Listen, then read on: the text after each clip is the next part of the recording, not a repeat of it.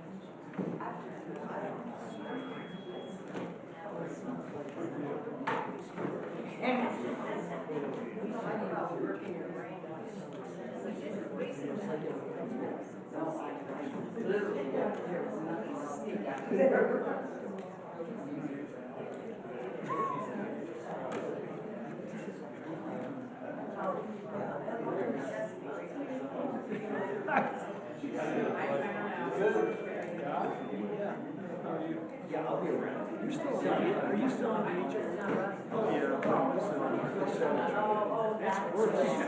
That's even worse than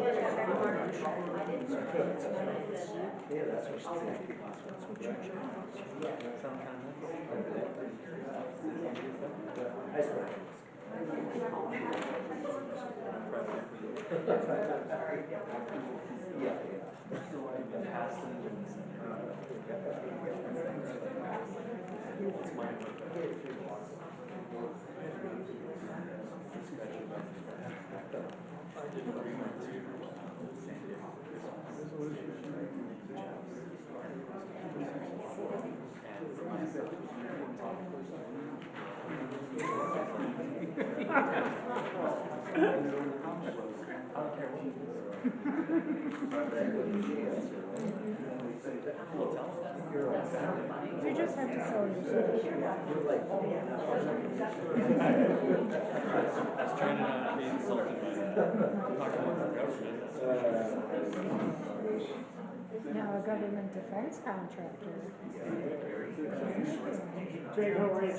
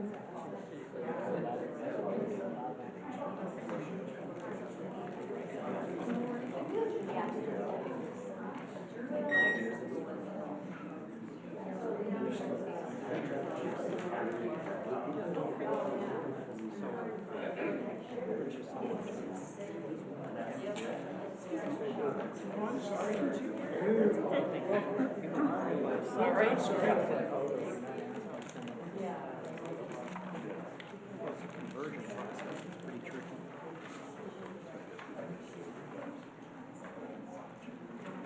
Here.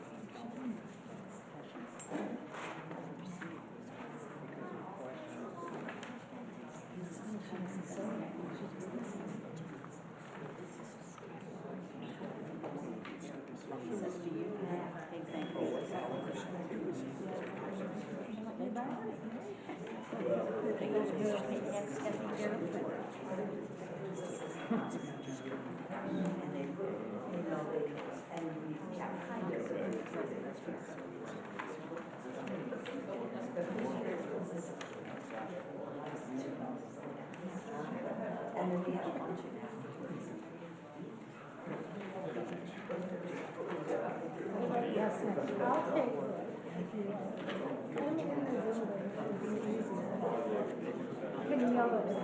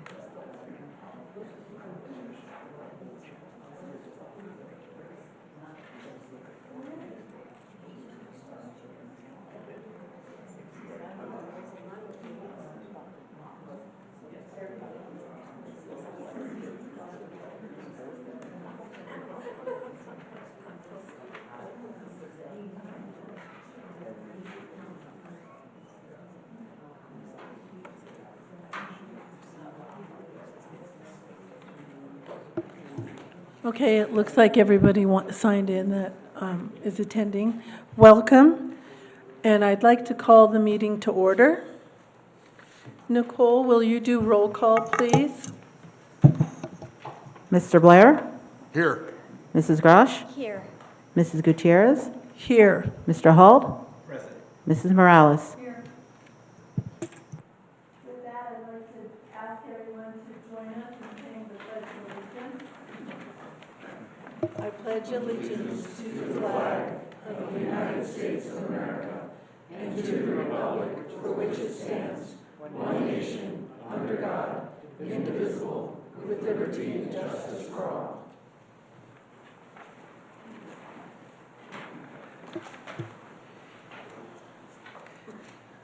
The next item on the agenda is the consideration of additional agenda items.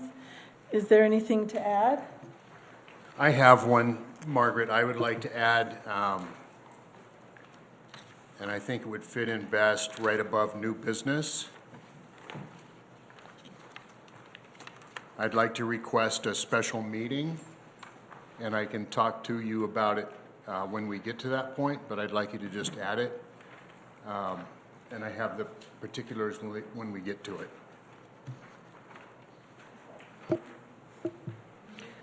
So the request on the table is to add a special meeting to the agenda. I'm going to, one of our board norms is that we collectively decide on this and no one just adds anything to the agenda. Is this something that we want to add to today's agenda, or do we want to add it at a separate meeting? We don't even know what it is. So, yeah. Put it under Board of Directors, open discussion? Yeah, why don't we put it under Board of Directors open discussion as to what the meeting that is in regard to? Do we want? Yeah, as long as we get a chance to talk about it, and then you guys can vote it down if you want, but I'd like to at least bring it up in a public forum.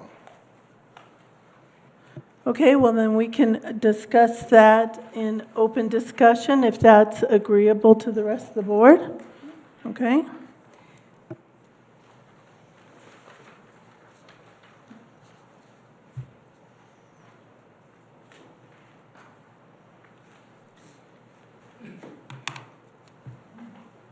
Margaret, I have one other thing. For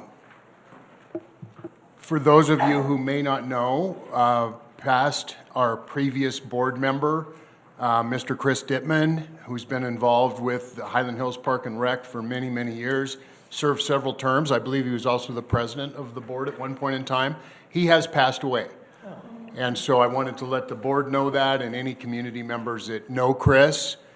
Very wonderful person, worked very hard, City of Westminster counselor as well. So I'd like to just take a moment of silence in honor of Chris, if that's okay, Margaret? That's great. Yeah, I think we should. And so thank you for bringing that to our attention. Let's take a moment to remember Chris and all his contributions to our community.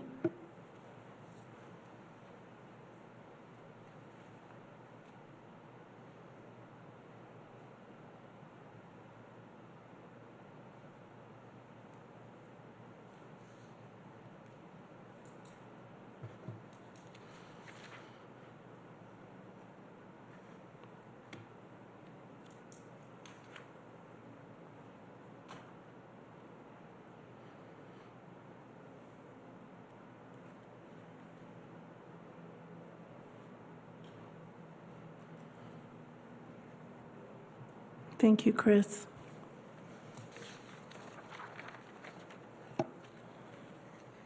The next item on our agenda is public comment.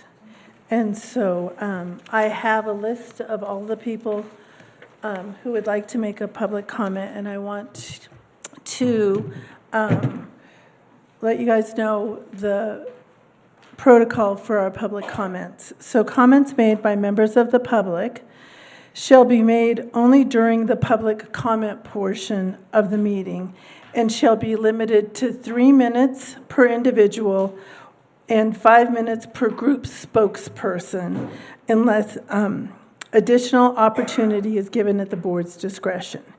Each member of the public wishing to speak will need to have signed in and marked the box indicating that they wish to address the board.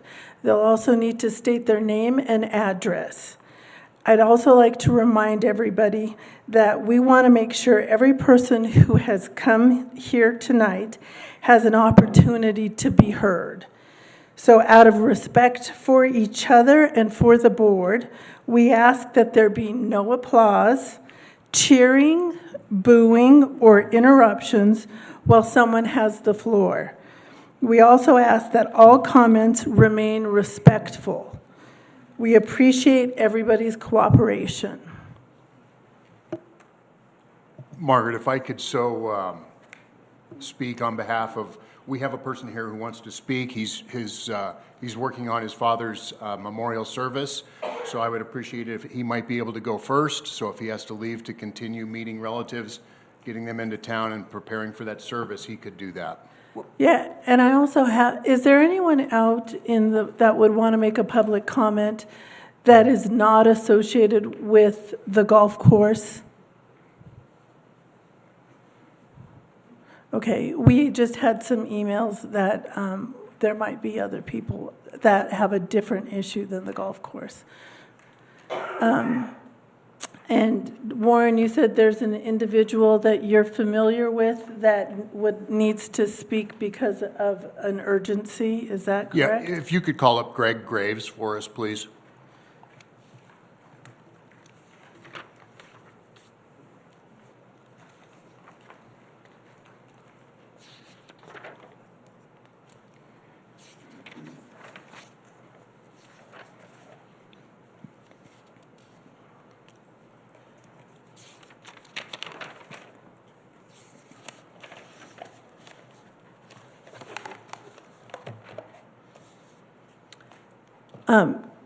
Could Mr. Greg Graves come up to the board and, Thank you. And I appreciate the opportunity to get to go ahead of everybody else that's patiently waiting. My dad also was an avid golfer. and you need to state your address, sir? Gregory Graves, 4287 West 107th Place, Westminster, Colorado. I am within the district. Good evening. I want to address the idea of fair and equitable access. Because our senior league is not exclusionary, it's structured just like any other recreational program structure to serve a particular group and purpose. Our league has operated successfully at Highland Hills for more than 20 years under eligibility requirements and rules that have been publicly posted on the district's own website. Senior leagues and women's leagues exist for legitimate reasons. They provide competition among peers, encourage participation, and create camaraderie and social connections. Those are strengths of a recreation program, not problems that need to be solved. What I still don't understand, what problem are we trying to solve? To my knowledge, no public grievance or demonstrated demand from golfers has been presented to justify fundamentally changing these long-standing leagues.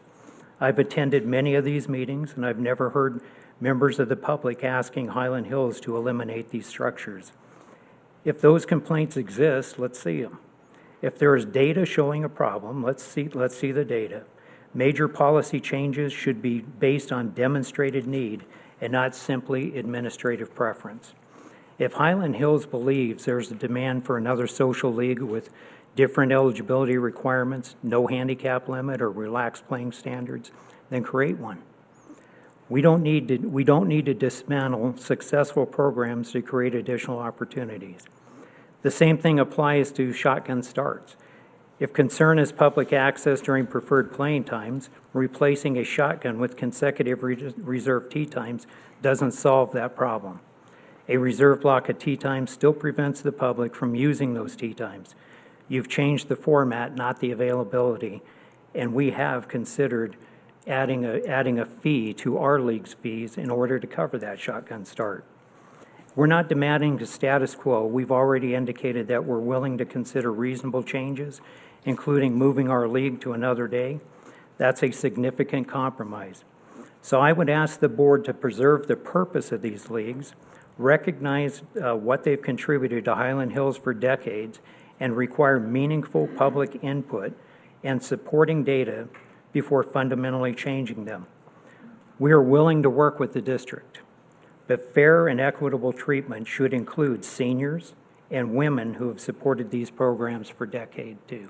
So I'll yield back that 3 seconds. Thank you. Thank you. Let me remind everybody about applause.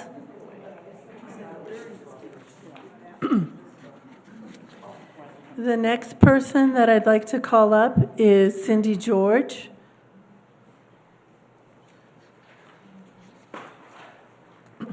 Okay, I'm going to read, just make sure I stay in my 3 minutes. Good evening, everyone. My name is Cindy George. I live at 10189 Adams Street in Thornton, Adams County. I am here to address the board as the president of the 9-Hole League. Our league, currently 109 members, plays only the blue course, the 9-hole course. We've been in existence for almost 60 years. This demonstrates a strong community which fosters friendship, belonging, health benefits, and mental stimulation. We are a handicap league, and members join for beneficial, healthy competition. Our league is known as an exceptional and welcoming league, as acknowledged by the CGA from the feedback that they do get. This is a positive for Highland Hills' reputation. We govern with all volunteers who have always been advocates for the golf course. We continue to support the golf course, even with its terrible construction conditions. We support the restaurant and the pro shop.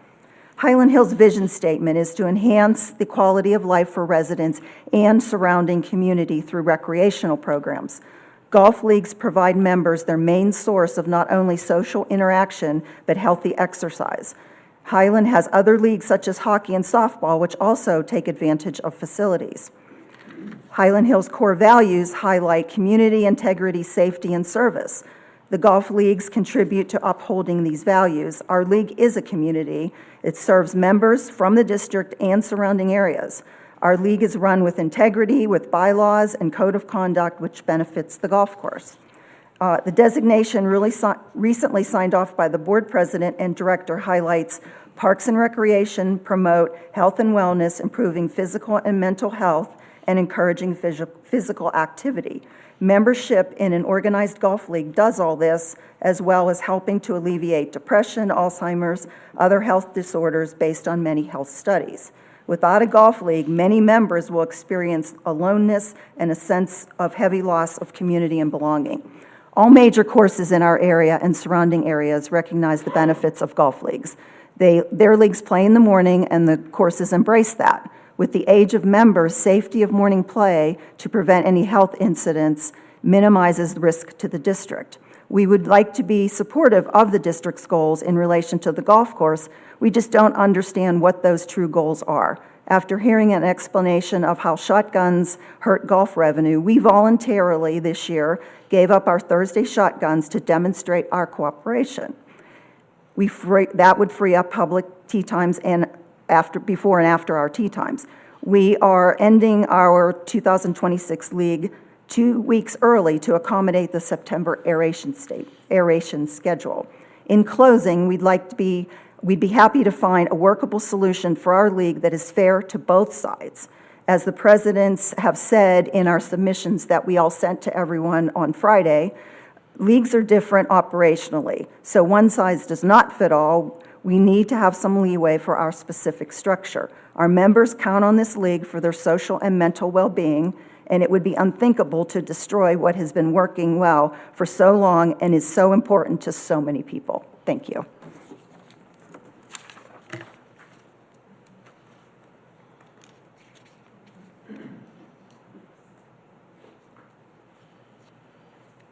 The next person is Jim Paquette. I hope I said that right.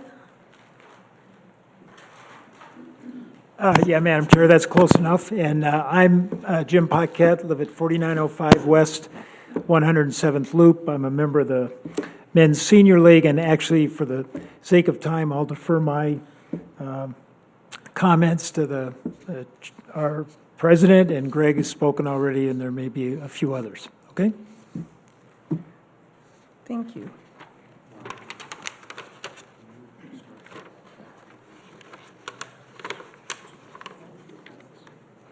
Yeah, we let that one go. I think it's just fine the way that it's proceeding. Yeah, yeah.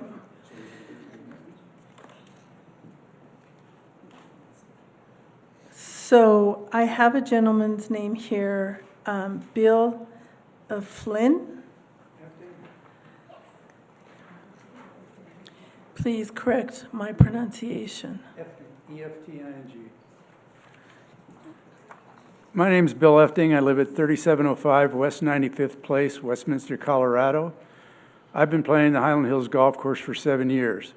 First of all, I'd like to thank you to serve on boards. I've got a little experience.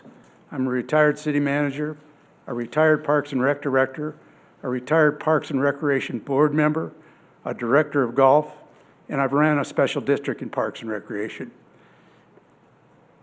And I have loved going to Hyland Hills every day since I've been here till this year.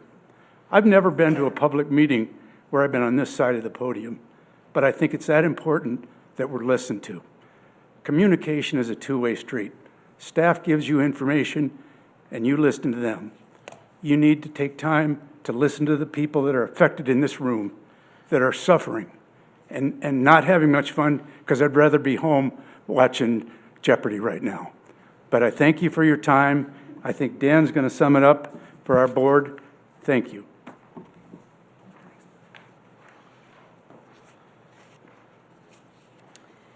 The next person on our list is Sammy Skoma.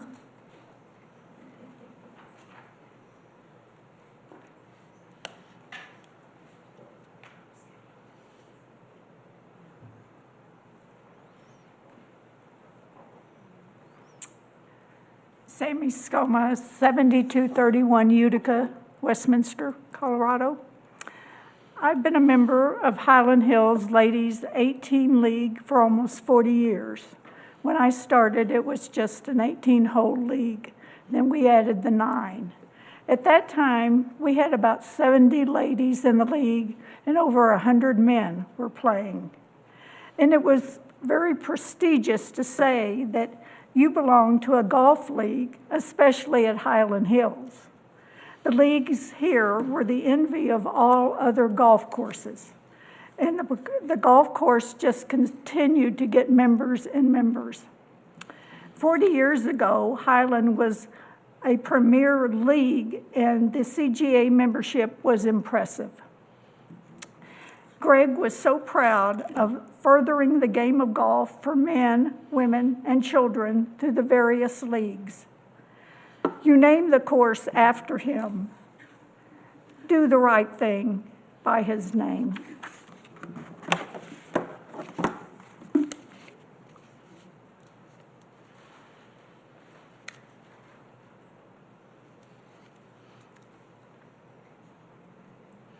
The next person is Pam Moores.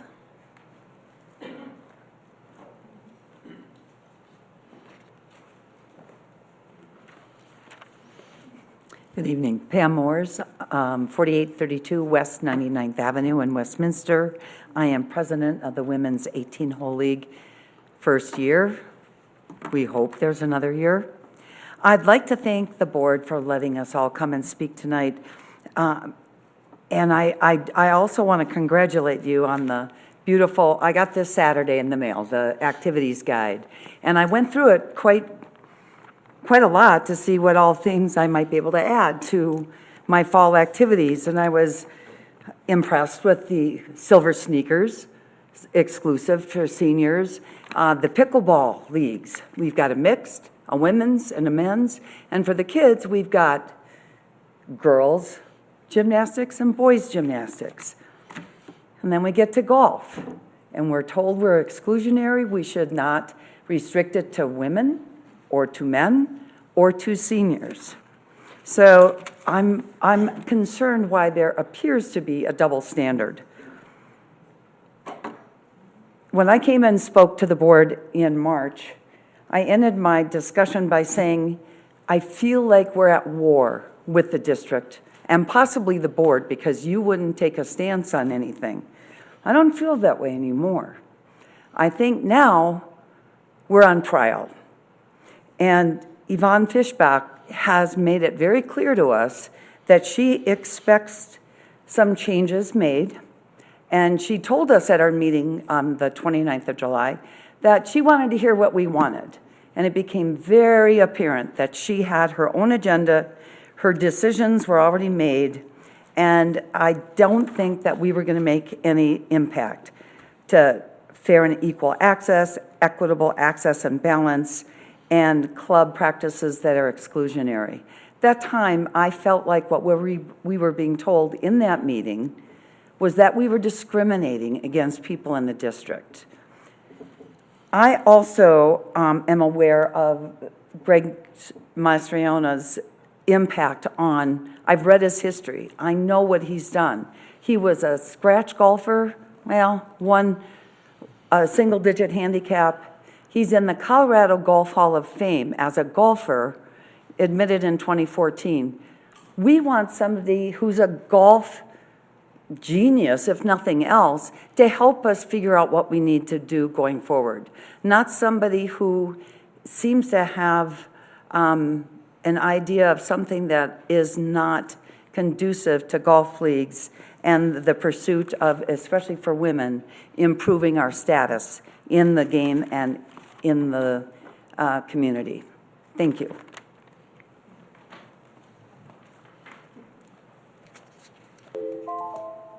The next person is Odette Kleindon.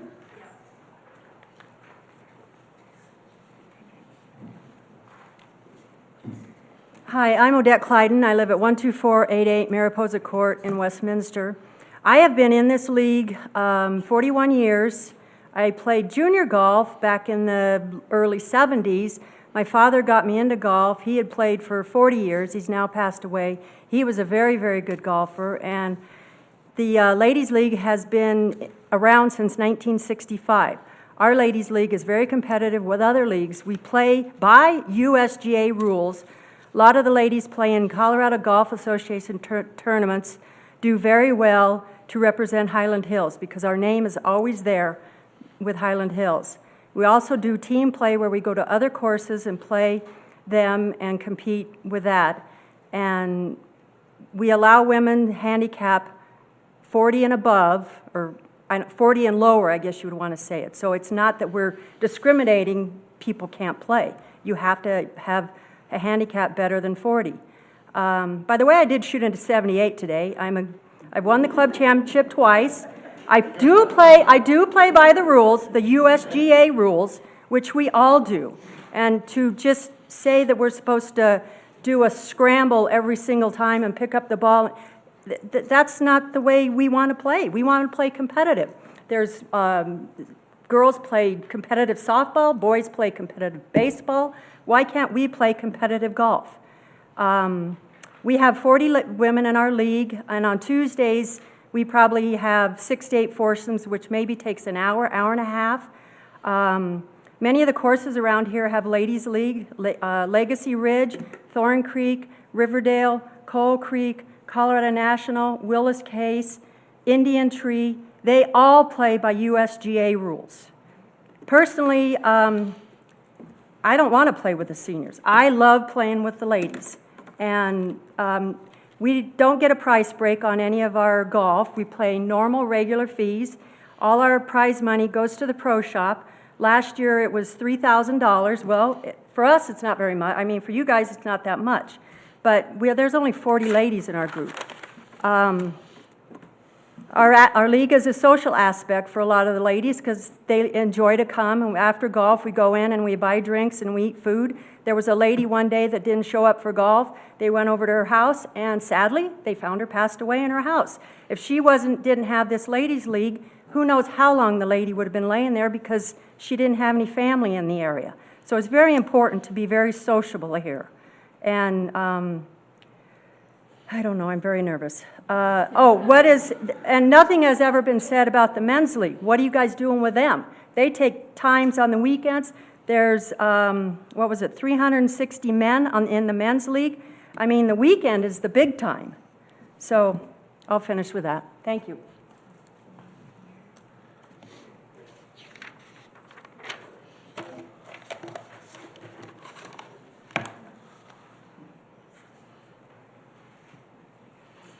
The next person is Sherry Kunze. Did I pronounce that right, or correct me on my pronunciation?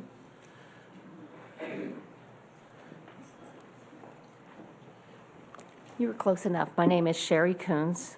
I live at 3900 West 76th Avenue in Westminster. I've lived there for over 45 years in district, paying taxes to Highland Hills Recreation District. And it's been a beautiful relationship. My husband's played in the golf league, the men's golf league, for almost all those years. I'm so thankful I live here in this district and in the city of Westminster. We pride ourselves in recreation and healthy living. The golf leagues are a part of that. And golf leagues are a part of golf courses. I'm not going to cite any statistics. Many people have done that before me. Lovely. Please keep the golf leagues exactly as they are. That's what we need. That's what the people who have supported the golf course for all these years have been doing and continue to deserve. We are the paying public, just like anybody else. People who play in a golf league, they pay regular prices. I'm here to say, please keep the golf leagues intact, unchanged. Thank you.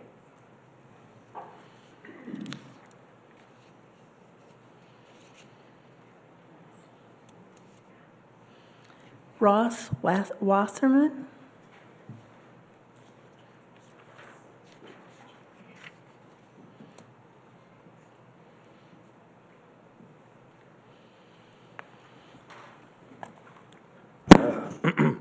Ross Wasserman, 880 Drake Street, Denver, Colorado, 80221.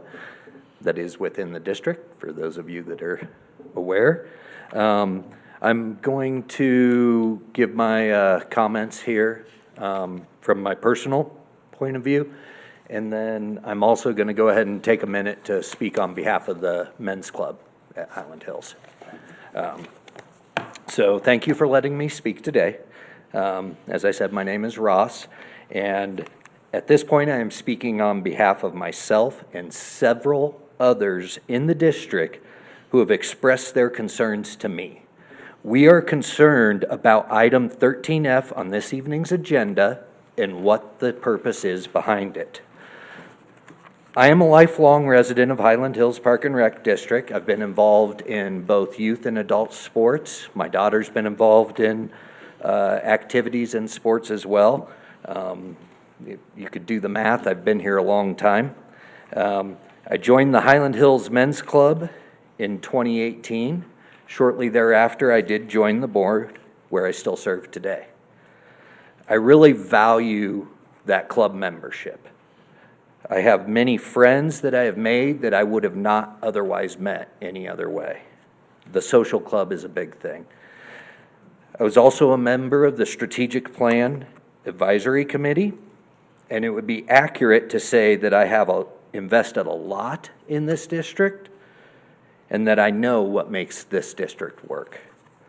The youth programs and the various existing adult programs and clubs, even those not run by the district, but rather acting in partnership with the district, like the men's club, the ladies' club, the seniors' club, the various clubs under the ladies' and seniors' clubs, those create community. And that's what Highland Hills should be about, is creating community. I have grown increasingly concerned with the priorities and direction of the management of the golf course, as well as the care of its maintenance and facilities. I know I'm not alone on this. Many on the advisory committee, including Mr. Bastriona, shared my concerns.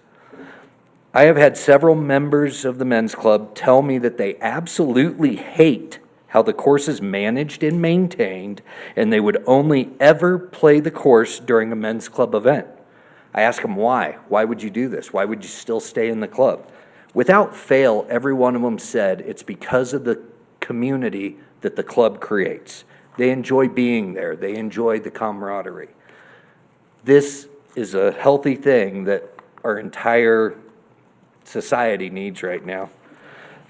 The management of the course and their direction, I've run over my time, so I'll use my club time for this.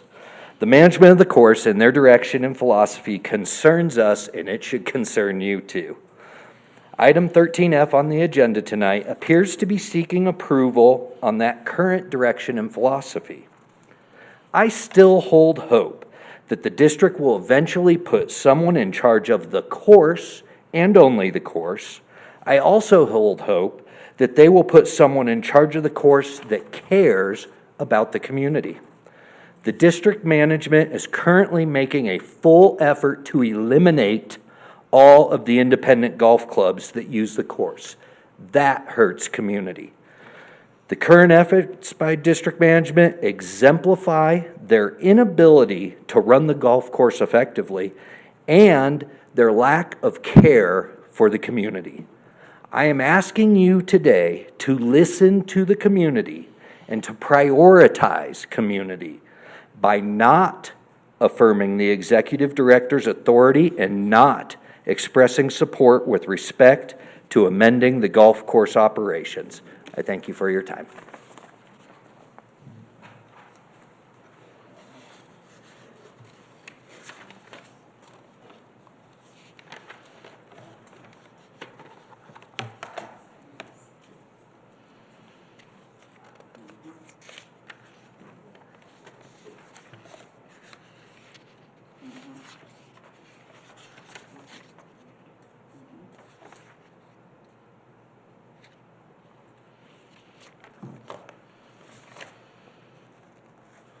The next person on the list is Bill, and it's difficult to make out his handwriting of his last name. What is it? Detweiler? Thank you, Madam Chairman and members of the board. My name is Bill Detweiler. I live at 4050 West 102nd Avenue in Westminster, which is in district. I'm here to also speak to you about item 13F on your agenda, which we understand is about the golf leagues, shocker. Over the past few weeks, as you've heard, word has spread quickly in the community that Highland Hills would like to either significantly reduce or eliminate all of the golf leagues. It appears this agenda item is taking the burden of doing so off of your plate and giving that authority to the executive director and staff. Just a quick step background about myself. My family and I have been in Highland Hills District for over 10 years. We've been an active user of many of the facilities, the ice rink, the golf course, the great new gymnastics center, Water World, all the facilities. I'm a member of the Highland Hills Men's Golf Club, which I've been in for 8 years now. While I am not currently on that board, I did serve as the treasurer on the men's club board for 4 years previously. Played the courses hundreds of times, and I also live on hole 10. If you ever hook your tee shot on hole 10, you're probably right next to my yard. One other thing I wanted to mention is that a big part of my day job is working for presenting to board members who oversee hundreds of thousands of members and multi-billion-dollar trust funds. So I'm very familiar with a big part of your job is to hire an executive director and staff to oversee day-to-day operations of the district and of Highland Hills. Going back to item 13F on the agenda, I have not read the resolution. It hasn't been made available, but I'm assuming it's in regard to the local golf leagues. I feel very confident that the decision to significantly reduce or eliminate the golf leagues does not fall under the category of day-to-day operations. This is a major decision that clearly rises well above that level, as it impacts many, many hundreds of members. If your staff decided to suddenly end some youth programs in the district, which many of hundreds of children enjoyed, would you just sit back and blindly support your staff doing that? I highly doubt it. I understand there are probably lots of pros and cons to having these golf leagues, some of which I'm probably unaware of myself. I personally can only speak to the men's golf leagues, although you're hearing support from a lot of the other leagues here tonight, and especially my 4 years on the board when I was very actively involved. I have seen the club bring so much joy, happiness, and friendship to so many people, including myself. I cannot for the life of me understand why your executive director and staff will want to shut down something that brings joy like that. It would be devastating to so many people who absolutely love being a part of these leagues and the social connections that they bring. As I mentioned, word about this has clearly been spreading and upsetting to a lot of the members, which we're hearing from. In case you aren't aware, there is already a public website that has been created for people to sign up to be part of a potential recall of board members over this issue, which just shows how engaged our members are. All I'm asking of you tonight is do your due diligence and personally engage with the public and members of these leagues. Take the time yourselves to understand the health benefits they offer and the incredible sense of community that they bring. A big, important decision like this should not be made by your staff. It should be made by you, the 5 elected officials sitting up there. Please educate yourself on the matter, become knowledgeable about exactly what you're doing, and own that decision yourselves. Thank you for your time.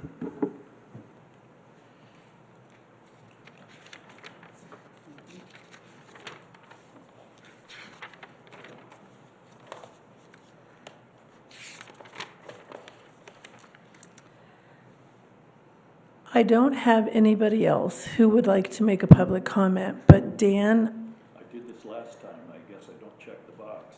I don't think so. So, Dan, would you like to step up and make a public comment? And I apologize. My name's Dan Wolf, 3122 West 111th Place. I live in the district. I'm going to try and cut this down because people have already presented some of what I've said, but I guess I'd like to start with the meeting that we were invited to on July 9th was limited to agenda presented by Von Fishbeck, which concentrated on providing fair and equal access to tee times, which she stated was the goal of your board. In our discussions, which were recorded, Ms. Fishbeck expressed concerns that the leagues are exclusionary because we have separate men's, ladies, senior leagues, age limits, handicap requirements. She went on to say that Highlands Hills is completely inclusive in all their programs, and when asked if the Recreation District provided separate programs for boys and girls, she stated that Highlands Hills policy allows for boys to participate in girls' programs. Her vision of the league play would be 2 community leagues that combine all ages and sexes, would not require handicaps, or even required to play by USGA rules. We sent in, we had homework, we sent in an email as a group, and we are willing to work with Highland Hills staff. We understand their needs, but we are the Surgeon General, I believe you were sent a report from the Surgeon General that stated how the seniors benefit from these community activities, and it was brought out by some of the other presidents. What we don't understand is the deeply flawed process you are using. At the April 14th board meeting, one of our senior league representatives recommended that you begin a citizens and stakeholder process, which would include discussing the leagues, or discussing the issues the district is trying to resolve and having the stakeholders help formulate the new policies. It would appear staff are not willing or capable of leading such a process, so tonight we strongly recommend you hire an independent facilitator that is fully trained in these types of community engagements. And I just have one other comment. Was brought up that you have the activities guide, and I noticed in there is not one mention of senior leagues in the golf. I don't know if that means that we never have been in there and we never will be in the future. Thank you for your time.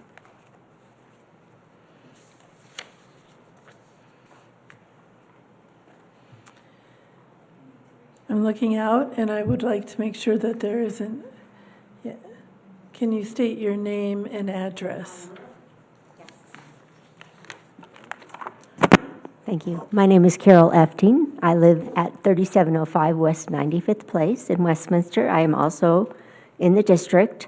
We've lived here for 7 years. We enjoy the golf league. We enjoy what it gives to us, and the camaraderie that happens. I think my question overall is what is behind this change that is being sent to us.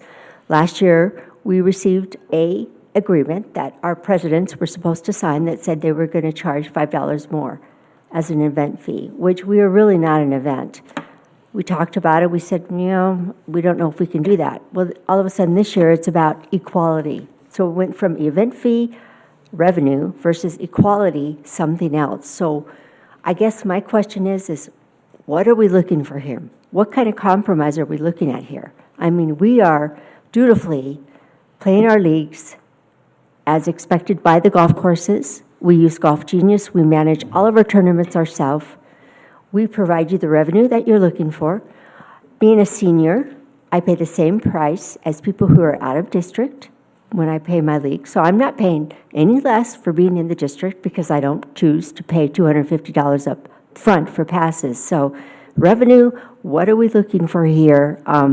We all just want to enjoy the golf courses, play our leagues as we do, and hope that we can reach a settlement that works for everybody. Thank you.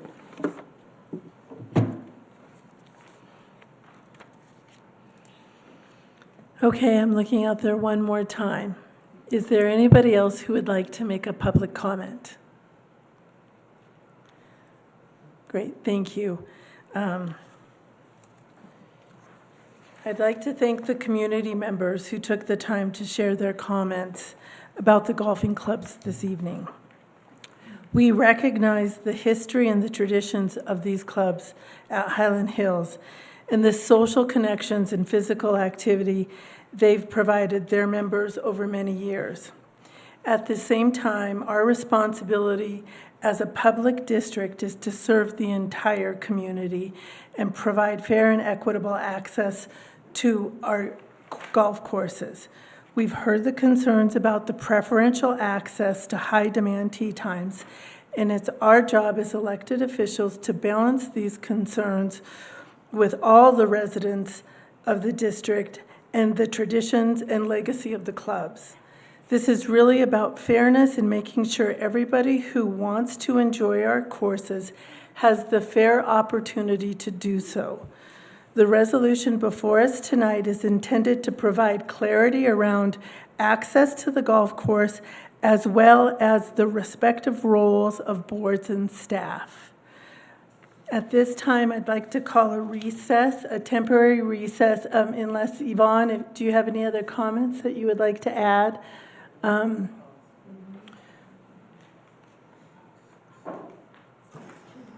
Yeah, actually, thank you, Madam President. I just wanted to say it's really disappointing to see our staff and board criticized for our efforts to ensure fair and equal treatment for our golfing guests. We remain committed to working collaboratively with the golfing clubs to develop fair and inclusive programming for all. We regret that there have been so many opinions shared that have seemingly contributed to misinformation and confusion. We hope that going forward, club members will be provided with clear, accurate, and complete information so they can better understand the efforts being made and the reasons behind them. We're committed to doing our part to ensure that accurate information is shared and that we continue to work collaboratively toward fair and inclusive opportunities for all. We have a wonderful asset in our golf course, and we hope to share it with more members of our community and create opportunities for everyone to enjoy it. Great. And with that, I'd like to call a recess. Margaret. What? We need a recess for a comfort break. Yep. Hold on. So we'll come back. We need a recess for a board member who needs a comfort break. So just give us a second and we will be back.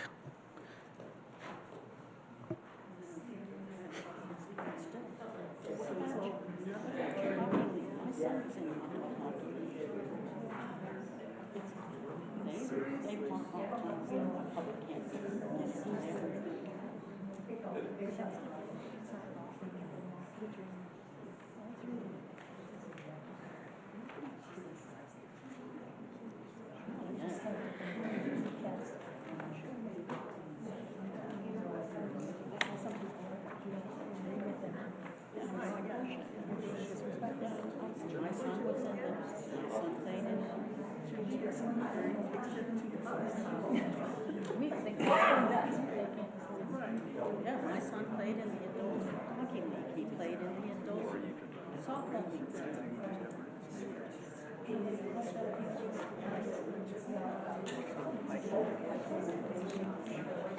Right. It's okay for those sports to, but not.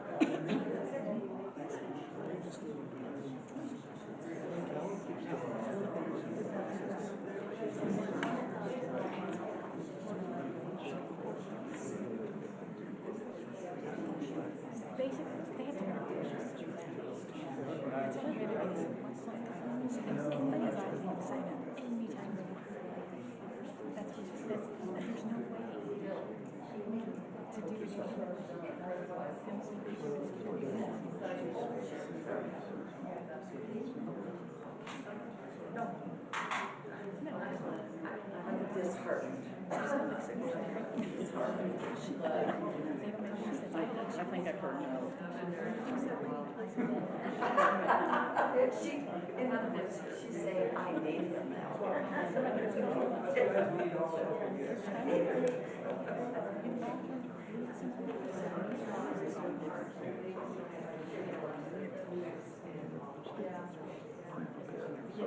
Yes, it was. They didn't hide him for months. They didn't listen. Didn't make a difference. They're not listening. There's no collaboration. They just want us to bow down and do their thing. Yeah, but she did. What it was, people said it's not a trustee. No.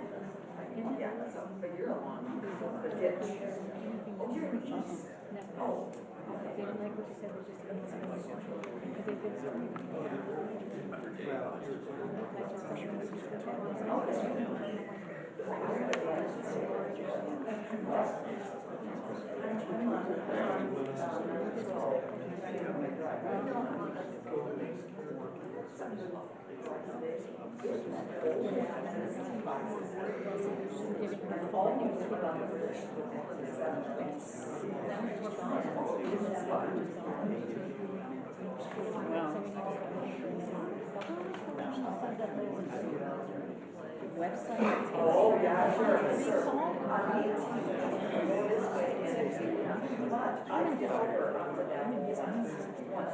I'm in this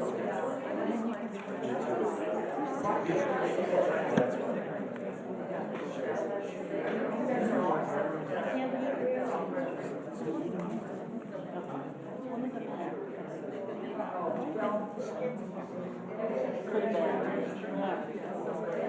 been. I forgot my phone. What a surprise. Oh, I think one of those was mine. Sorry. Okay. The agenda. Oh, the agenda. I was gonna give you back. Yes. No problem. Actually, there's another one. Unless you want Two of them. I'm not listening to them anyway.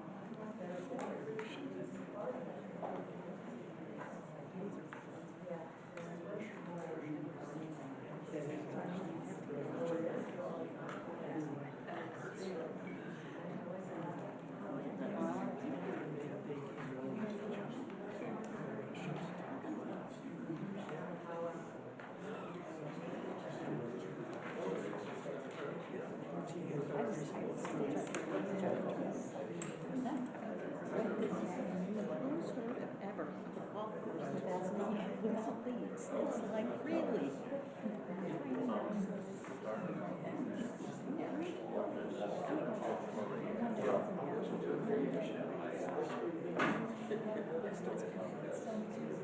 They might.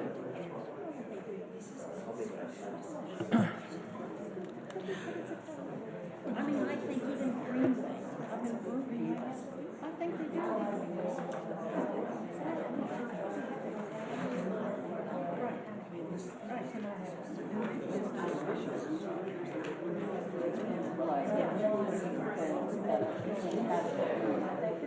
Okay, I'd like to call the meeting back to order where we were at.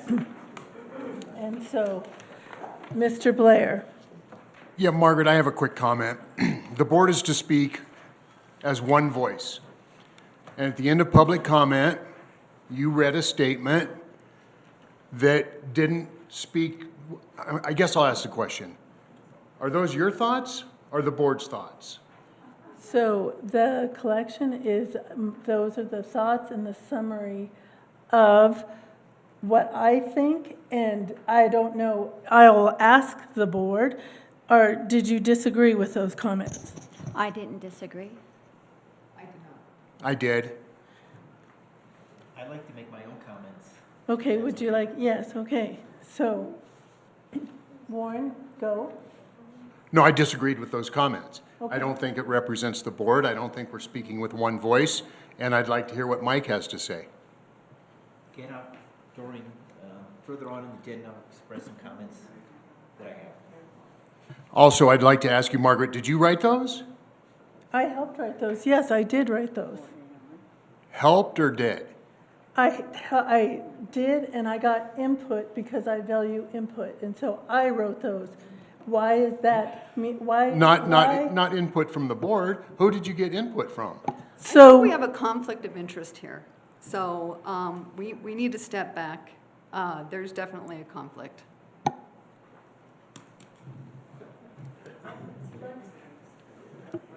So I think it's more appropriate that we have the discussion when we discuss the resolution. And yes, I wrote those comments, and they're based on what I think and what other members of the board think, as they said.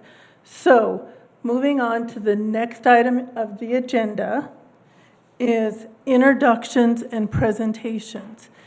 Yvonne, do we have any introductions or presentations? The next Not this item evening. is then the approval of the treasurer's report. Hang on. I moved it forward. Hang on. I move that the Board of Directors of Highland Hills Park and Recreation District approve the June 2026 Treasurer's Report as presented. Second. Mike? Comments from staff? Jill?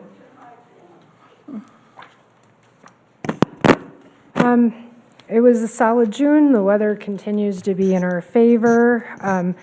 Don't really have much to add. I did notice there's a typo in the capital projects list, so I'll correct that next month. But if you have any questions, happy to answer. Thank you. No, I'd like to express my thanks for the detailed of the capital expenditures for each enterprise fund and where we stand with our investment in our assets. So thank you.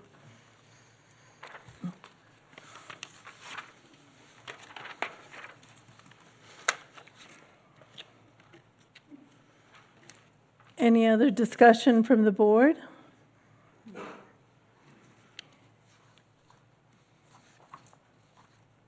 All of those in favor of the motion say aye. Aye. Aye. Heard none opposed, motion passes.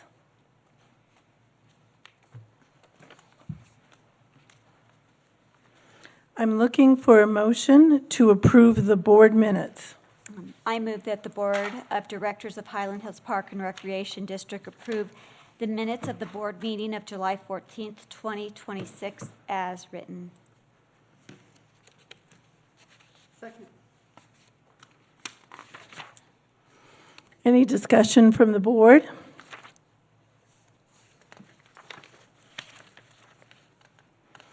All of those in favor of the motion say aye. Aye. Motion passes.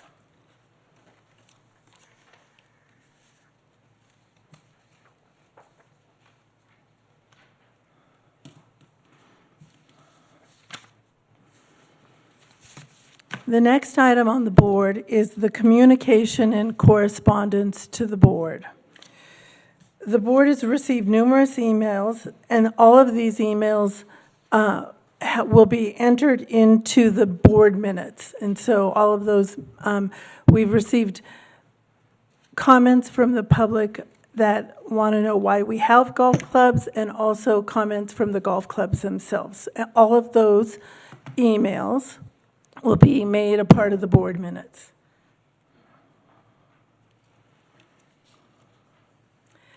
The next item is the executive director update. Executive Director Fishbach, would you like to give us your report? Certainly. Thank you, Madam Chair. So you all received a report for the month of August for our team here. Obviously, the most exciting news that we have to report is that we finally were able to open Summit Canyon at Waterworld. So thanks to the board for coming in and helping us celebrate that big event for us. As I talked about in the study session, we're just over the moon at how well the project has been received by the public and what it's doing for our park operations. So very thankful to all the contractors involved, the design team involved, and extremely the legal team involved, the financing team. There was a lot of groups that worked together to bring this project to life. And again, a huge thank to Bob Owens and Steve Hager for their work in making sure that the project was done to the Highland Hills standard. So thank you, Bob. We've got another project underway at Rotary Park. So A.D. Miller has started the improvements over there, which are going to include walking path improvements, a new shelter, and a bridge across the spillway. So we are hoping to have that done this fall. The contractor has done a great job of making sure that the community still has access to those park amenities, including the playground and basketball court. So looking forward to that one getting done. Again, that was a $1.6 million project that we got a grant from Adams County Open Space for $1.12 million of that. The Highland Hills Foundation had their annual fundraising event, which sold out in record time this year. So thank you to Alan Brown as the committee chair and all of the Highland Hills Foundation board members for their work on that. We raised well over $60,000 that goes straight to the kids in the community for recreation programs, including swimming lessons right here at the Learn to Swim pool at Waterworld.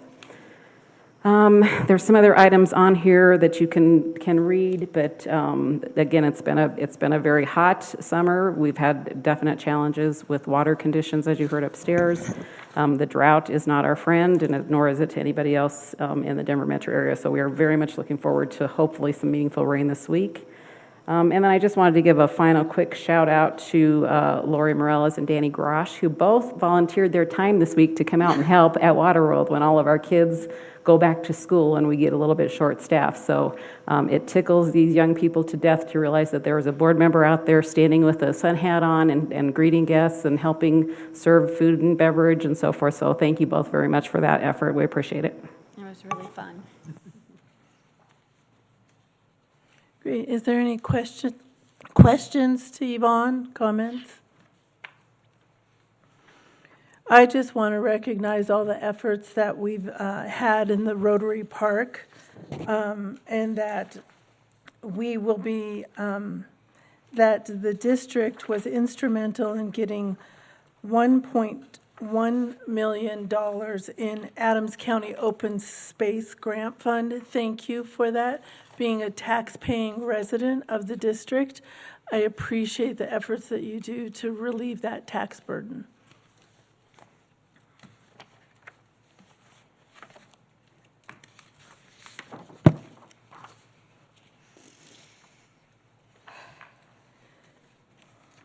Moving on to our next agenda item is a legal report. Allison, would you like to give us an update on the legal report? Sure thing. There's a legal report in your board packet with a high-level summary of some of the projects that we worked on in July. Not surprisingly, several Waterworld-related items and Cora requests, the regular stuff. Thank you. Are there any questions for Ellison from the board?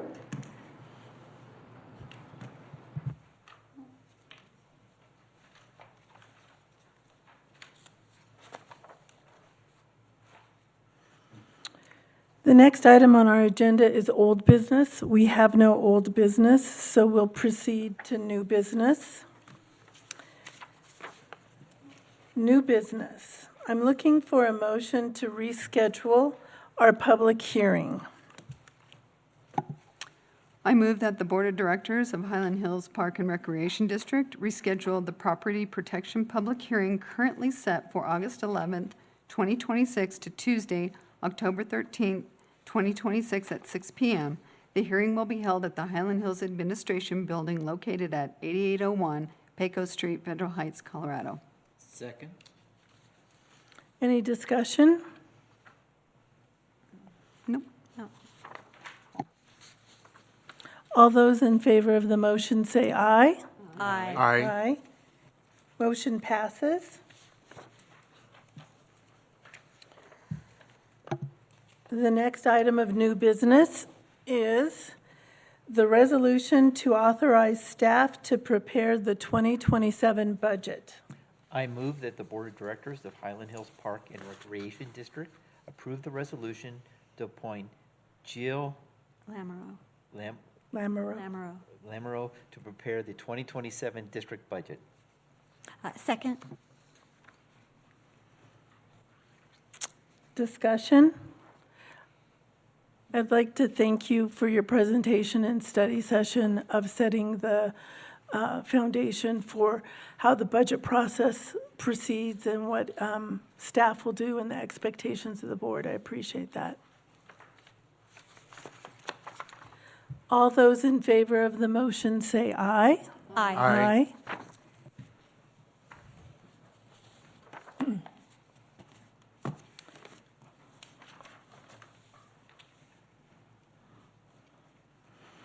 I'm looking for a motion to declare equipment surplus. No. Okay, I move that the Board of Directors of Highland Hills Park and Recreation District declare surplus the provided list of items and authorize staff to dispose of all items in a proper manner. Oh, treadmills. We have a second. Discussion? I have a question. What's going to happen to all the treadmills? They go to the governmental website. Yeah, they get, And we'll So- purchase new ones to replace them. okay. so These you- ones on your list are 12 years old, and we budgeted to replace 5 treadmills this year, so we'll be replacing these ones. Okay, thank you.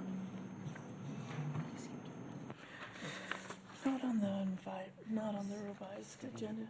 Schedule study session, 2027 budget review. We just did that. Yeah. Okay.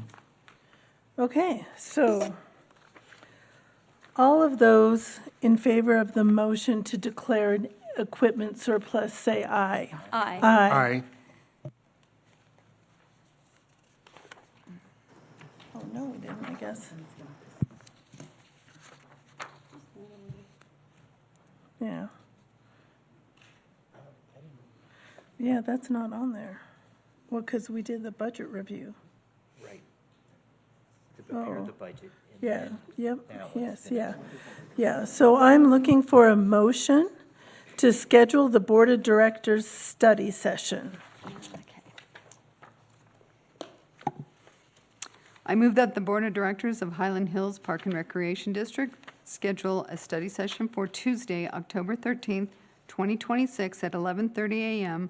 at Cottonwood Lodge located at 9650 Sheridan Boulevard, Westminster 831, to review the proposed 2027 budget. I second. All those in favor of the motion say aye. Aye. Aye. Motion passes.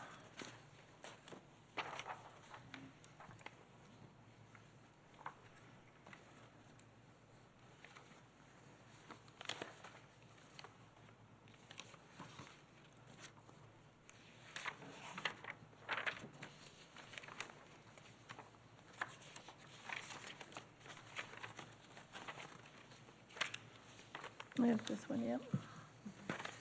I'm looking for a motion for the resolution establishing a search committee for the recruitment of a chief executive officer.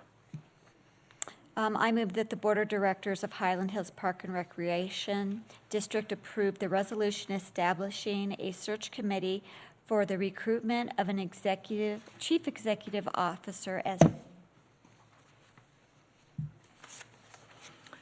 Second. Okay, a second.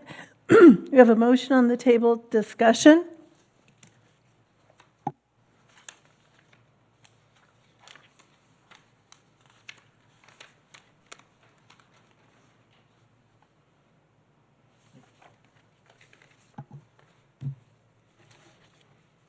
Allison, thank you for writing the resolution. I'd like to acknowledge that it's in conformance with state statute, the way that we're moving forward.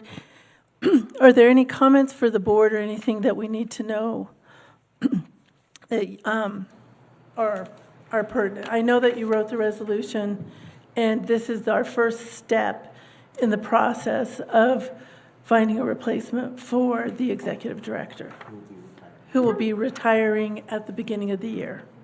Yes, I don't think there's anything for you to know specifically at this point, other than the search committee. I mean, this is a process under the open meetings law, and the search committee itself is subject to the open meetings law.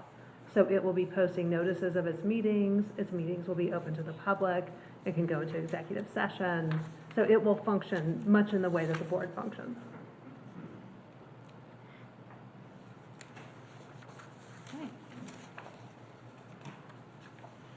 Thank you for that. Any other discussion items from the board?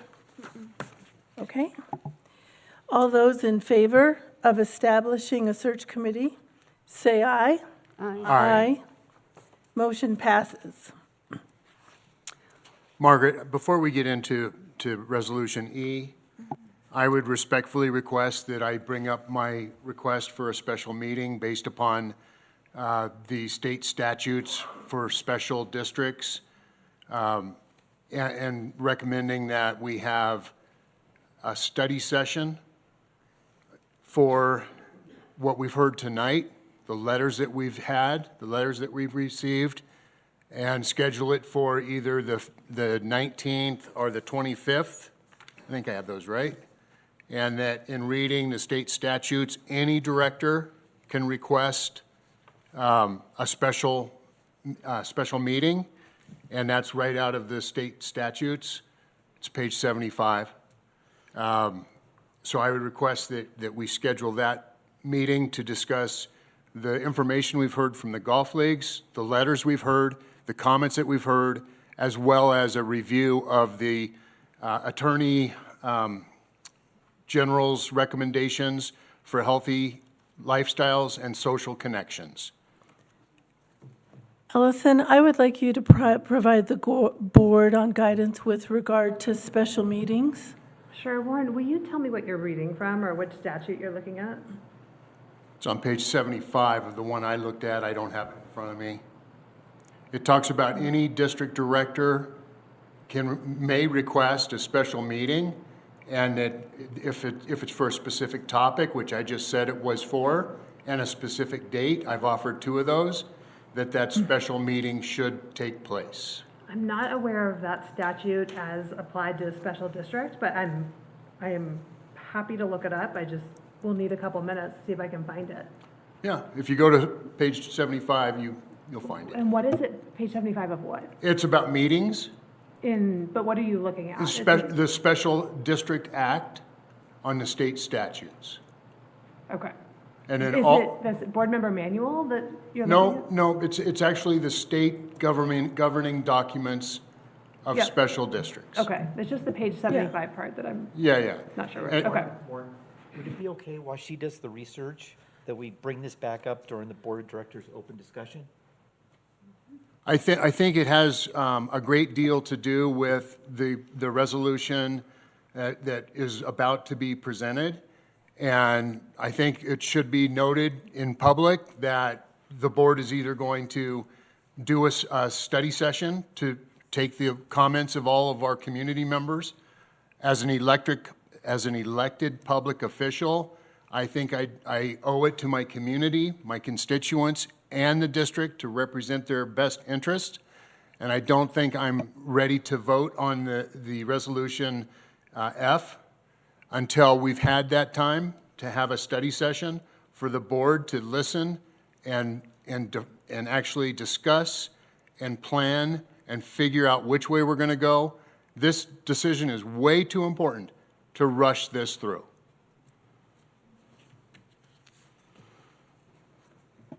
But won't we be discussing it now before we take a vote?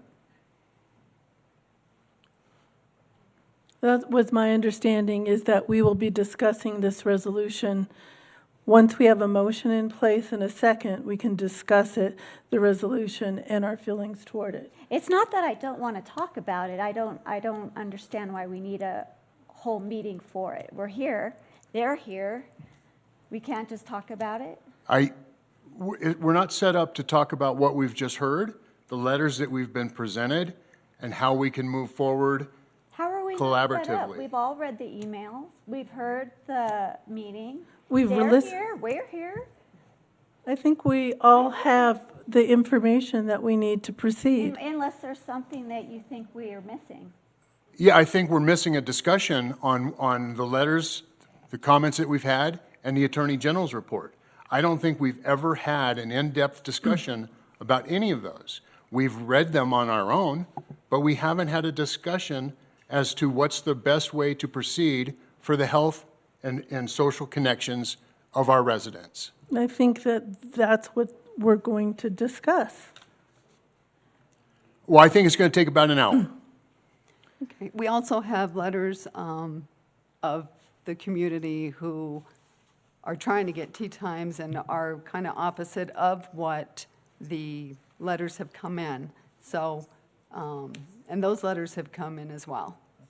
Right, we should have an opportunity to discuss those as well. I've been on this board or around this board for over 5 years. This is the first I've ever seen any of those. I don't know if they were solicited or not solicited. And so I think that's a deeper discussion that we need to have for transparency and supporting our community.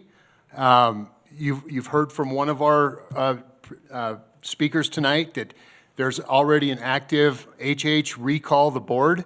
And if we don't actually care enough to sit and have a study session and talk about this, that's on us, guys. And we can sit here and go through everything if we want, but we owe it to our community members to have a deep, in-depth discussion. And that's why I'm recommending a study session on August 25th or August 18th. I think everyone's getting ahead of themselves. Again, Yvonne and the staff are taking in the information from all of you, from the emails, from the letters and so on, from individual conversations that a number of us have had with her and Alan and so on. And they haven't finalized any policy yet. They haven't finalized anything. They haven't drafted anything yet. So please be patient with them. Let them digest all this information and come up with a recommendation that they'll present to us, the board of directors. Mike, 13F takes that out of our hands and gives it right to the staff.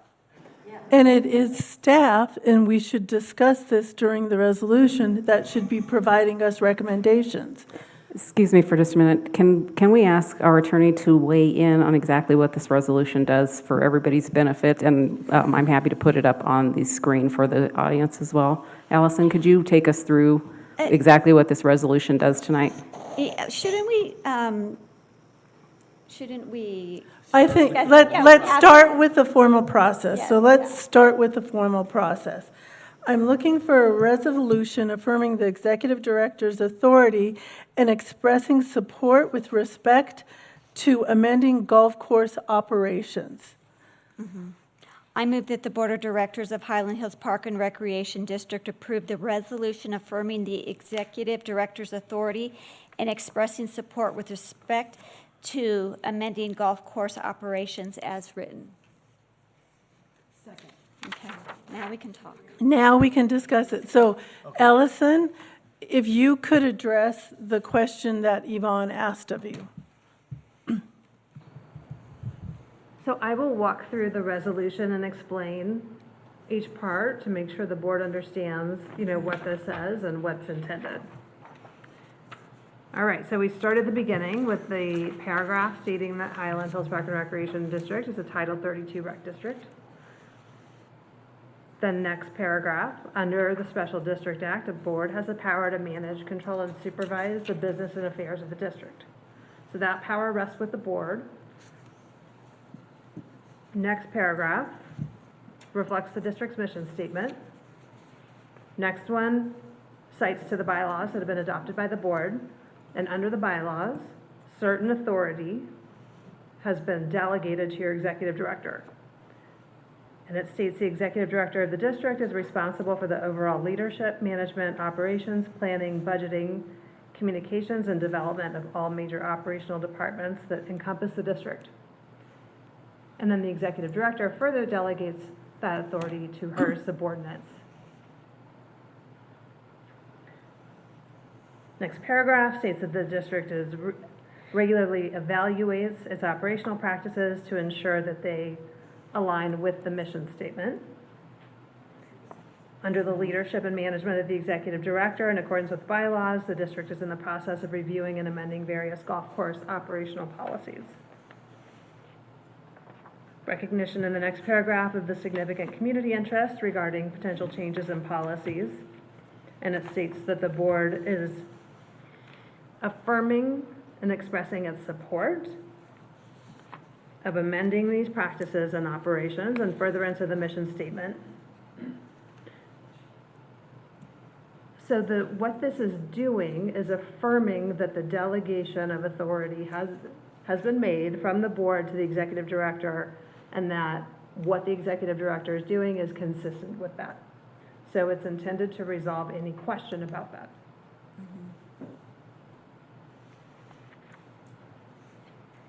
So basically, we're not changing anything, we're just reaffirming what's already in place.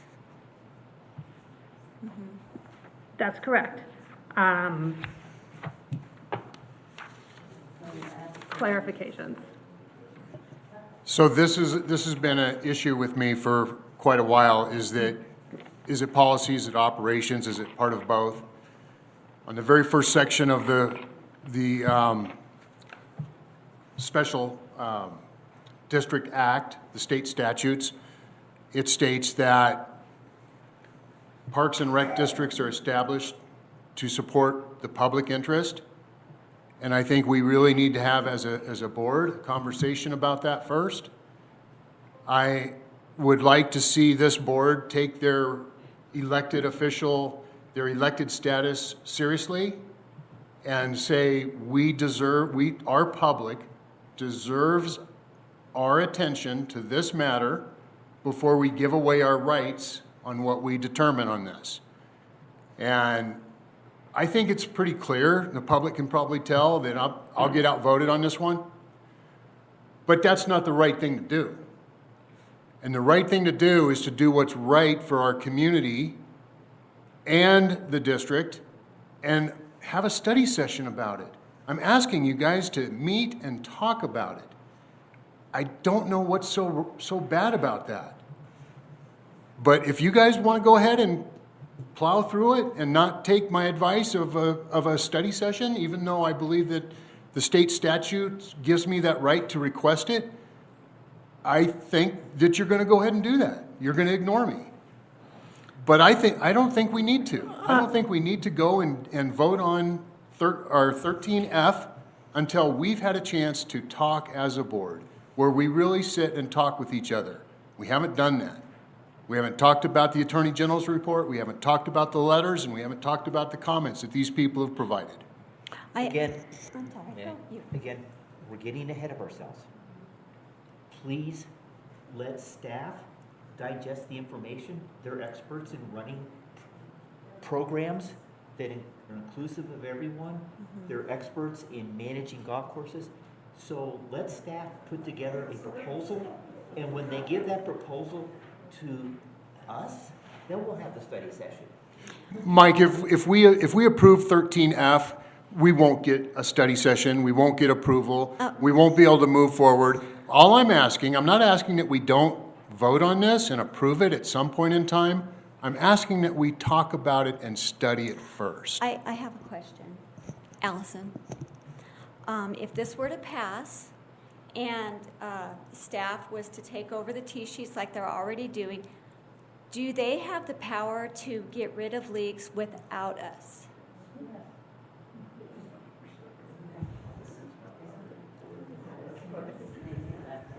I honestly do not have enough information about how these leagues are affiliated with the district to answer that question on the fly. Because I think that is the main concern here, and I don't think anybody here on the board is wanting to get rid of leagues. And I think that they're afraid that if we pass this, that's going to magically happen. And I don't think that's the case. It may not magically happen, but it stops us from then deciding as a board and providing guidance to the district on what the board would like to see. But we're policy. We're not going to sit there and make tea time. On page one of the Special Districts Act, it doesn't say that elected Parks and Rec boards are only policy. It says they are policy and operational.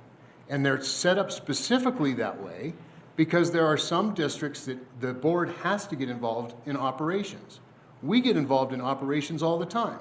When we pass the budget, Margaret asked an operational question at our study session. She wanted to know what's happening with Waterworld at the close and how we can get more people in there. That's operational.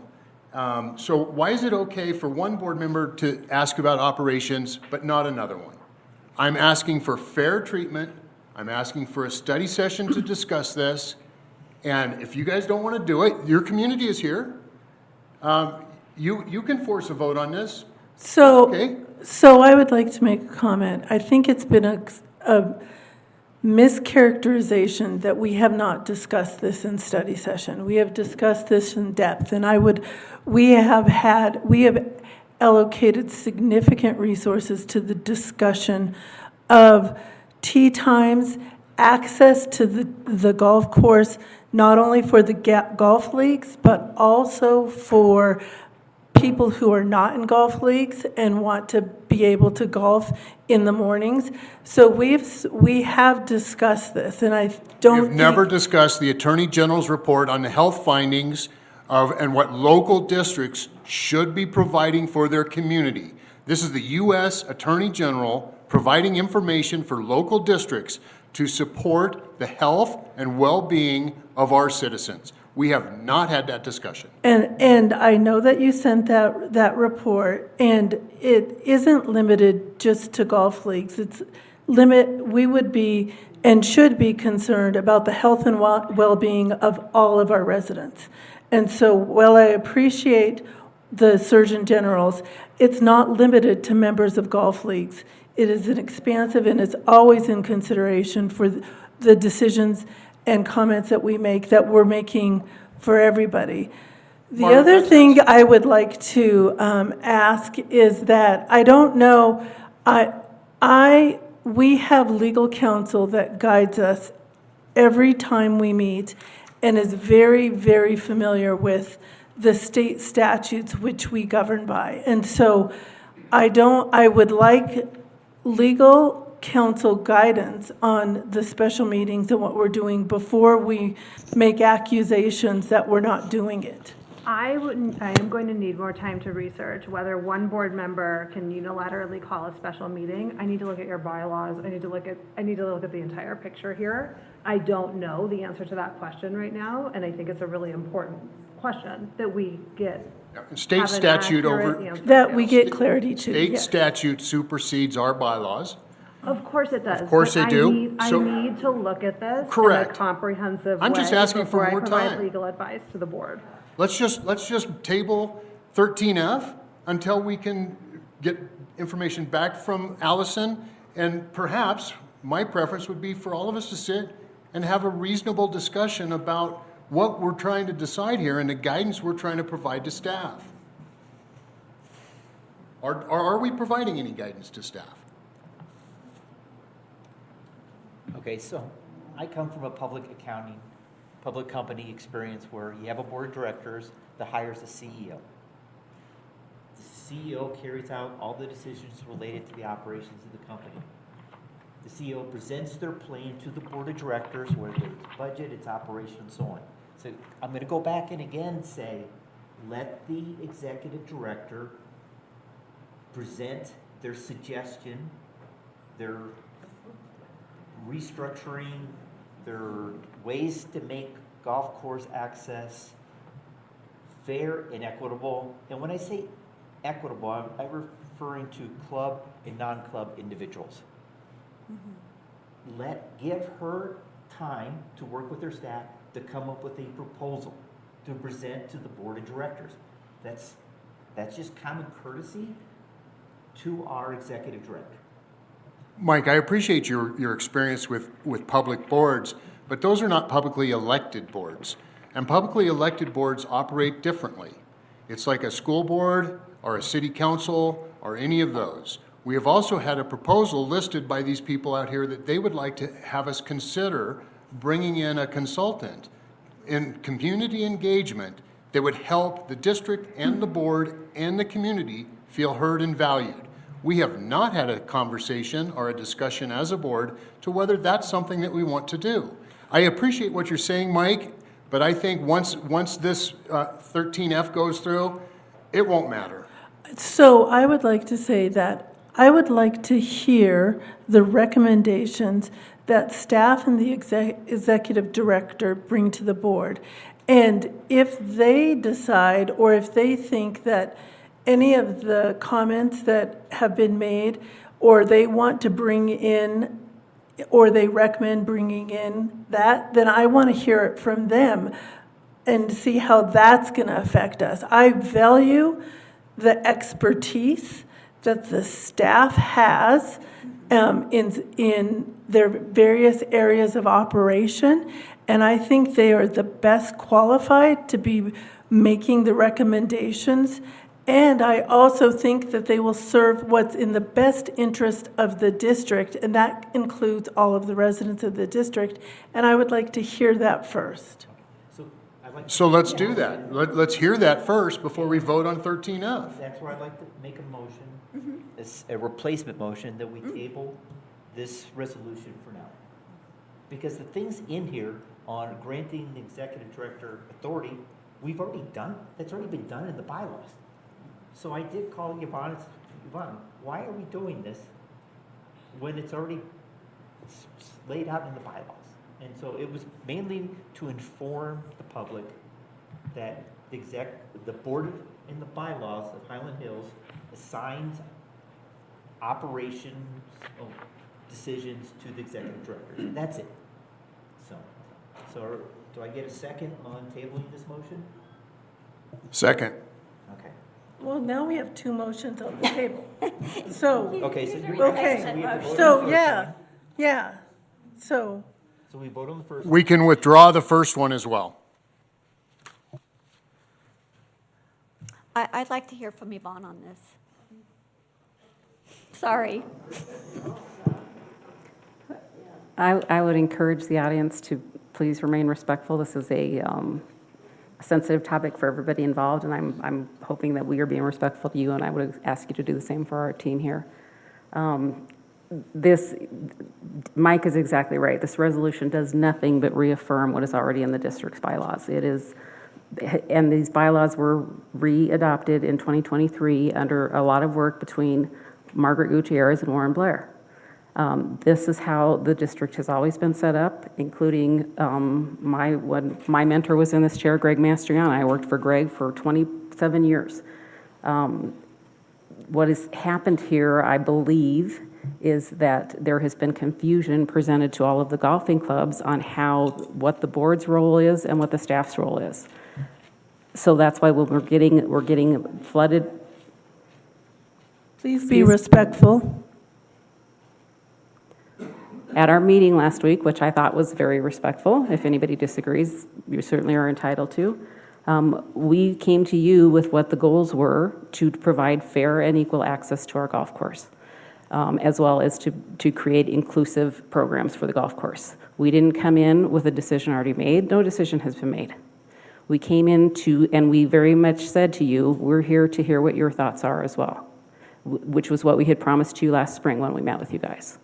I think that this whole issue has been extremely blown out of proportion when we're trying to find a way to work with the clubs. And I hope that you all would agree that that's where we left our spring meeting, and that's where we left the meeting last week. This is the motion tonight, again, is to inform the public and reaffirm with the board how these roles are aligned. Board of directors and city council are not making decisions on operations of the golf course. While this issue is incredibly important to all of you, this is not a unique and special situation. We have user groups throughout all of the programs and facilities that we have. We're trying to find some consistency, and we're also trying to find a pathway to improve the access to our tee sheet because golf is in such a huge demand. So again, no decisions have been made. This was simply an activity to inform everybody how the district functions and operates, which is laid out in our bylaws and is very much consistent with with public entities as a whole. There was also a compromise draft sent to the board members that I had hoped we could talk about in a special session, and I was completely ignored. I would like to make a comment because I think that there have been several meetings to the exclusion of board members here. And I don't think that that's something that is productive, and and that all of the board members should be privy to information that is shared during these meetings. And so that's against our board norms. That's something that we shouldn't be doing as a director. And so moving forward, I would expect that all the information is shared with all of the board members in an inclusive manner. I agree. Motions?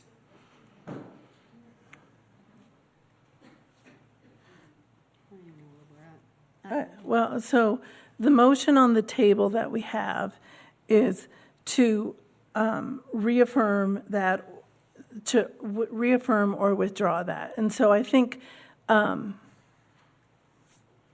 we should, and if we vote and this passes, it doesn't say we're not going to discuss this. What it means is that we are going to listen to the recommendations of the executive director who has sought your input, and all that information will be shared with all the board members in an open and inclusive manner, and there won't be secret meetings of to the exclusion of board members.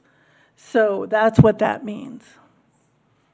Hey, Allison, remind me on the rules, when you have a motion, do you have to vote on the one that's on the floor, or can you go to a second motion that replaces the first one? Just what are the rules? We should have a withdrawal of the first motion and then do another motion and vote on that one. So the record's very clear for the minutes. Okay, so all we have to do is, the motion would be to withdraw and take a roll call on that? Yes.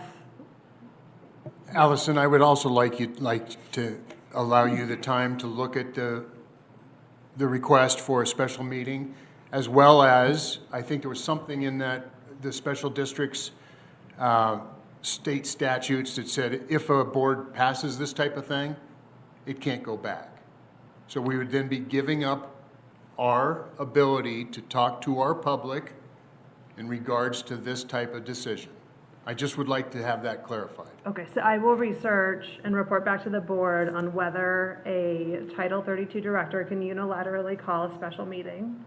And then on the second question, this resolution doesn't change the delegation of authority that's already been made to the executive director under your bylaws. Really what it does is clarify that in this particular context, the board is affirming, yes, that delegation of authority is being acted on appropriately here. So that's all this does. It doesn't change anything. It's really a clarification in this particular context, given all of the public interest. Okay, thank you. And so I think, understanding that, let's just move forward with that. All those in favor of the motion say aye. Aye. Hold on, Margaret. There was a possibility. Hold on, There was a possibility that someone would withdraw that. Yeah, the first one is all those in favor of the motion. Of withdrawing it? No, the motion on the table right now is I the think motion that we Allison said that someone, that. We need a clear record of what's being voted on. Yeah. Correct. So what motion is on the So table? the motion that has been, that we're discussing is the resolution affirming the executive director's authority and expressing support with respect to amending golf course operations. It's this one here. We're adopting the resolution that you walked us through. So the question for the board is, do you want to adopt this resolution or not? And it's a yes or no vote. So we're going to move forward with that. So Again, that's where the question is, I made a motion, it was second to withdraw this motion. Okay. Yes. So which one has to go first? So let's withdraw the motion on the table, so we have a clear record of that. So withdraw which motion on the table? The one to table it? The one to pass this resolution. To pass the resolution. Alternatively, you can vote to pass the resolution and, it'll be whatever it is. So whoever made the motion to adopt this resolution, you can withdraw that motion. Okay, so who was the first one? Danny? Are you willing to accept the withdrawal of the motion? So you can move on to the next motion. I'm sorry? We just have to take I'm ready to vote. Okay, so then that's vote. So all those in favor of the resolution, say aye. We need this by roll call, please. Okay, if we're voting on the original proposed amendment, are we allowed to make suggested edits to it. Yes, so then that's part of the discussion. So that's what we're going to vote on. Okay. Okay. Okay. So, again, the bylaws already gave authority to the executive director to manage Highland Hills. Absolutely. So my suggestion edit is in the motion to remove and expressing support. In the actual motion itself, last paragraph, last sentence, we start reading at the far right of the second to last line. The board desires to amend the district golf course practices and operations in furtherance of advancing the mission statement by promoting fair and equal access. And again, to me, equal access is club versus non-club individuals. And then under the now therefore be it resolved, removes item number 2. Which one are you, so remove this one. Yep. Then again, this when you make these edits, the motion is nothing more than what's already in the bylaws. Exactly, so we're just expressing support. We're just moving No, forward. we're removing the expressing support. We're just reaffirming what's in the bylaws. That requires a new resolution. Well, I think we can amend it on the fly, can't we, Ellison?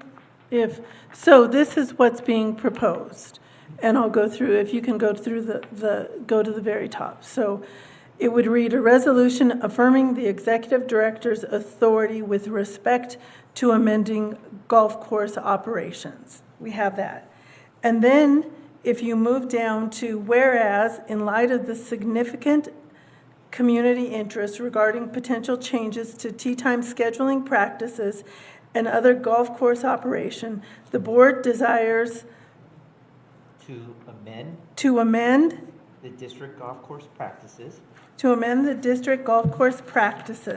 and operations, and then just the remaining in the remaining part of that. And then if you go now, therefore, be it resolved that the adoption, the severability, and effective date. And so can you scroll down a little bit more to the, so then what Mike is proposing that be deleted, the board hereby expresses and affirms its support for the executive director in consultation with district staff to amend the district golf courses practices and operations to ensure consistency with the district's mission by promoting fair and equal access to the district golf facilities and programs. And I'd like to reiterate what Mike said, when we're talking about fair and equal access, we're talking about that for people who participate in golf clubs and those who don't. And I'm not agreeable to removing the support piece. I think we just keep it in there because that's what we've said. Can we add in consultation with district staff and the board? We're the ones who are elected public officials. The public cannot fire any staff members. They can recall us. We are the ones who are accountable to the public, and we should keep it that way. Well, I want to hear district's recommendations, and I think that the district staff has the expertise to come back to the board, and that I am going to rely on the expertise and knowledge of district staff to come up to recommendations to the board for operational matters. So again, those that made the motion and I think seconded have to either accept my edits or reject them. Where are we with this? Are we amending? Are we not amending? So would you be agreeable to just keeping that in? No. Then why not? Okay. So what? So then, is it as is? Yep, and then we vote on it. Okay. Okay. So let's have a vote. All those in favor of approving the motion by roll call, please. Are we clear on what the motion is? The motion on the table is to approve the resolution as proposed. Without Mike's edits? Correct.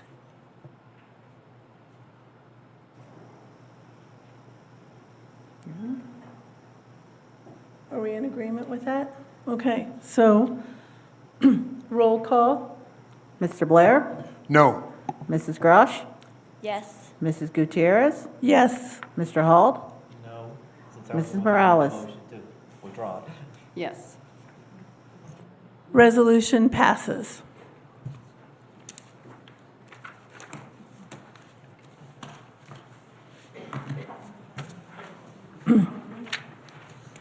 Moving on to the next item on the agenda is an update from the Bylaws and Policies Committee. We met last week, and we worked on a couple more of the bylaws. I think we only have a few more to do. And once it's done, it'll be sent to Allison, and then a copy will be sent to the board. Mike or Warren, are you going to provide us an update on the Capital Projects Committee? Mike, I can do that. I think that Steve Hager in his Q2 report and Yvonne's well-written executive director update covers everything that we would have covered anyway in our Capital Projects Committee. So please refer to that.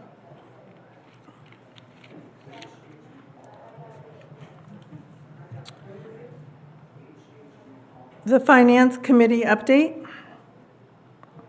Mike? We had no meeting. We had no meeting, there is no update. Moving on to, The budget process is kind of the kickoff for 2027. yes. The ad hoc committees, community partnership update. There, we had the Hyland Hills Foundation golf course, as Yvonne reported, was very successful. And also, there's no update from the Rotary Club at this point. The lease committee update? I don't think we have anything. No update. No, well, just that we're still waiting on Sam Bagger, but we have nothing yet. Okay. And then the Management Succession Committee update? No, there's no updated. We had the resolution. And then moving on to the Board of Directors open discussion, that's where we were going to discuss the special meeting, but based on your comments, Ellison, you need more time to research that. Is that right? That's right, and it won't take me long, but yes, a couple days. So then that would be an action item at the next board meeting? For the next board meeting, or do we just wait here now? You said a couple days? Oh, couple days, I'm sorry, I didn't hear TBD. that. Let me see what I find. Okay. Then we'll see. Okay. And so we'll record that as an action item.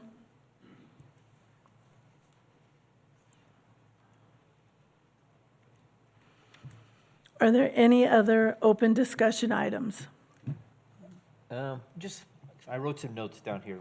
So, and the topic is sharing. And it's, I thought back as a child, and I remember a church service on this topic because the pastor made me an example when he gave me a big bag of candy and asked me, Mike, what are you going to do with that bag of candy? And so as we go through life, we also get a better understanding on fairness because you don't learn fairness quickly. It takes time to develop appreciation of what fairness is. I've reviewed the emails and the letters on the prime tee times for both non-league and league members and the importance of golf leagues. And again, I said this before, I just want to reiterate, I'm asking everyone to let the Hyland Hills staff develop the new policy which balances sharing and fairness after taking in feedback from our stakeholders. So let's not jump to conclusions, not get misinformation out there. We're not in a hurry.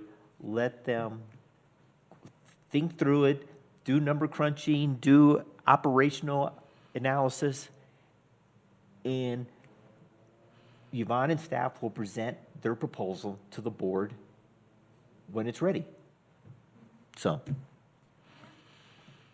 That is a good summation, and I think that we as board members need to be mindful of all of the residents in our district, not just the special interest groups, and how do we create fairness for all of the residents, and how do we share all of our assets amongst each other and work to develop a balance that works for all stakeholders. And you know what? I would like to thank those of you who stayed to listen, that we are not here to break up golf leagues. We are just here to look them over and, again, make it fair and equitable for everyone. We don't want to do, we're not doing this.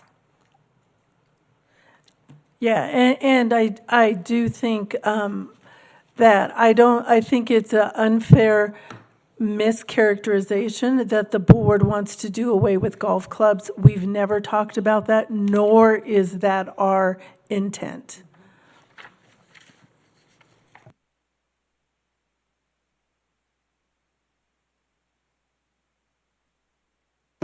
Any other comments?